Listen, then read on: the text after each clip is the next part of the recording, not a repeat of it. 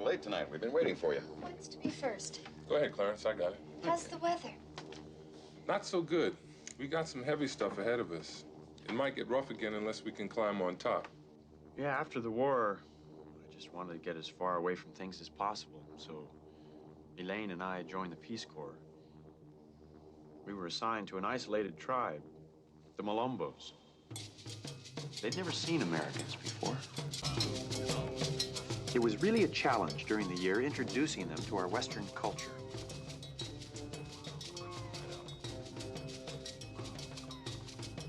At first, they didn't know what to think of us, but soon we gained their trust.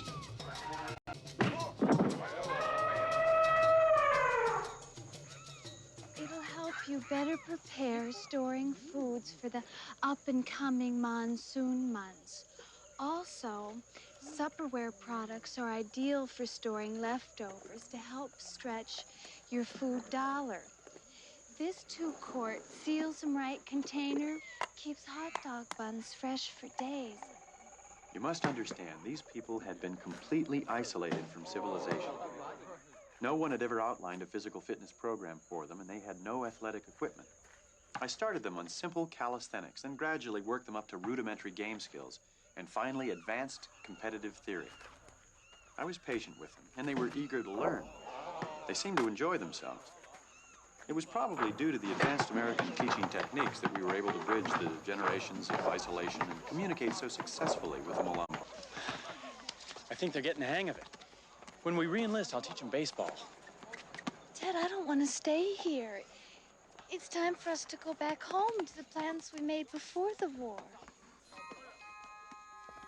A lot of people made plans before the war, like George Zipp.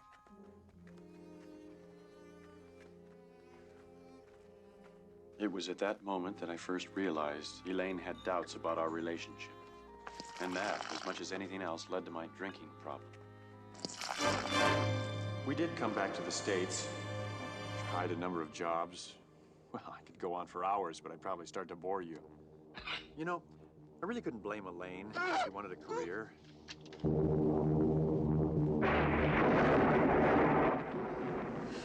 Oh, I can't stand it. What is it? Oh, Yes? oh, it's my stomach. I haven't felt this awful since we saw that Ronald Reagan film. I'll see if I can find some Dramamine.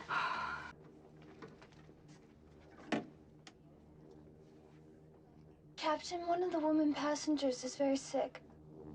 Very sick? I think so, but I've never seen it so acute. Find out if there's a doctor on board as quietly as you can.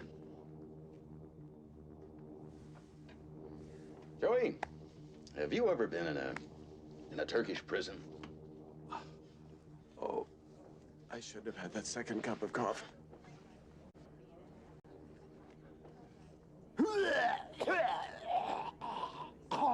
Jim never vomits at home.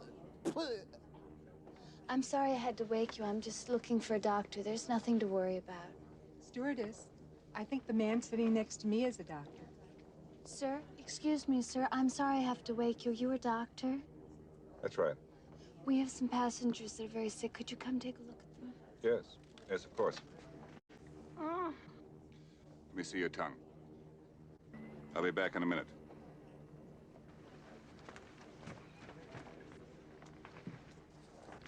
You'd better tell the captain we've got to land as soon as we can. This woman has to be gotten to a hospital. A hospital? What is it? It's a big building with patients, but that's not important right now. Tell the captain I must speak to him. Certainly.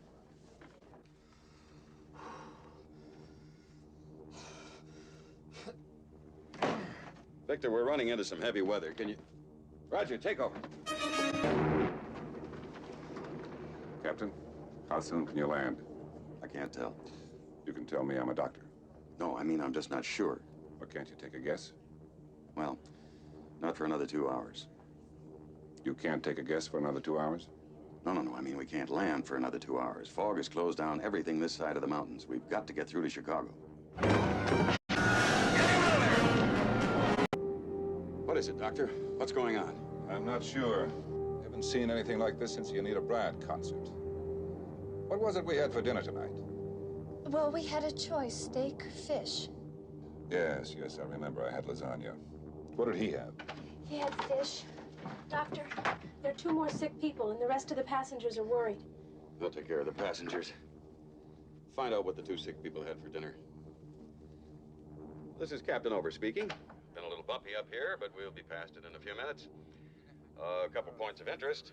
We're now flying over Hoover Dam, and a little later on, we'll pass just south of Grand Canyon. Meanwhile, relax and enjoy your flight, okay? Chicago, this is Flight 209er.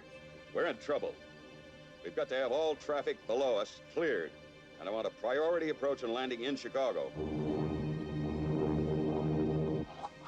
Yes. Oh, stewardess, my husband's very sick. Can you do something, please? Well, the doctor will be with you in just a moment. One thing, do you know what he had for dinner? Yes, of course. We both had fish. Why? Oh, it's nothing to be alarmed about. We'll be back to you very quickly.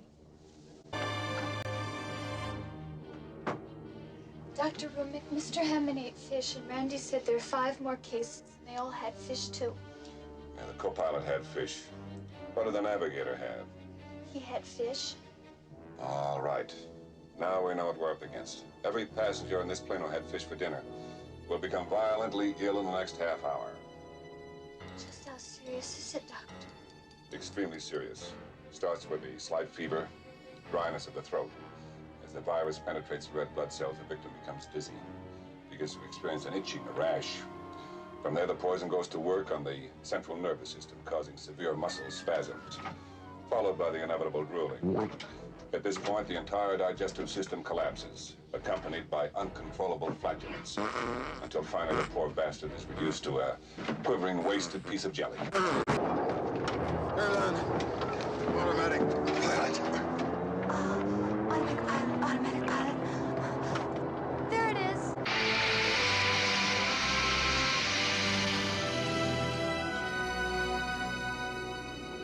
I'll go back to the passengers. Coming 209, this is Chicago. Flight 209, coming. This is Elaine Dickinson. I'm the stewardess. Captain Over's passed out on the floor, and we've lost the co-pilot. The navigator, too. We're in terrible trouble. Over. Roger, Elaine. Roger, I read you. This is Steve McCroskey at Chicago Air Control. Back to you in a minute. Hold all takeoffs. I don't want another plane in the air. When the 508 reports, bring it straight in. Yes, sir. Put out a general bulletin to suspend all meal service on flights out of Los Angeles. Tell all dispatchers to remain at the post. It's going to be a long night. How about some coffee, Johnny? No thanks. I want the weather on every landing field this side of the Rockies, no matter what the size. You understand? Any place where there's a chance to land that plane. Stan, go upstairs to the tower and get a runway diagram. Terry, check down the field for emergency equipment. Chief, we got fog right down to the deck. Every place east of the Rockies. There's no possible place they can land. They'll have to come through to Chicago. Looks like I picked the wrong week to quit smoking. I want the best available man on this. A man who knows that plane inside and out and won't crack under pressure. How about Mr. Rogers? Get me Rex Kramer.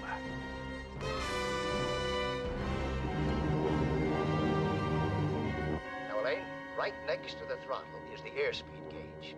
What speed does it indicate? 520 miles per hour. Good, very good.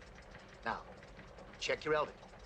That's the dial just below and to the right of the airspeed indicator. 35,000 feet. No, wait, 34,000 feet. No, it's dropping. It's dropping fast. Why is it doing that? Oh, my God, the automatic pilot, it's deflating. Well, Elaine, don't panic.